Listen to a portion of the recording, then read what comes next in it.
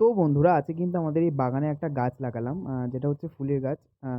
সাদা কলকে। তো গাছটা লাগালাম, গাছটা ছোট ছিল। তো মেনলি অনেক কিছুই গাছ লাগিয়েছি, তো আজকে ভাবলাম কেন তোমাদের সাথে একটু শেয়ার করা যাক। তো গাছ আমাদের এখানে অনেক কিছু আছে, যেমন কি হচ্ছে পেয়ারা গাছ, আম গাছ লাগিয়েছি, একটা আমড়া গাছ আছে। তো এখন গাছটা লাগিয়ে জল টল দিয়ে দিলাম একটু, আজকে ঠান্ডা ঠান্ডা ওয়েদার করে আছে সেজন্য গাছটা লাগালাম। এটা হচ্ছে পেয়ারা গাছ, বেশ ছোটোর মধ্যে বেশ ভালো হয়েছে।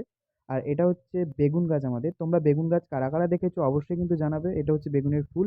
আর বেগুন দেখো ছোট বড় অনেক, ৪-৫টা মতো ধরেছে। তো এটা হচ্ছে সবথেকে বড় বেগুন যেটা গাছের মধ্যে হয়ে আছে। আর দেখো ছোট, ছোট বেগুনগুলো অনেক হয়েছে।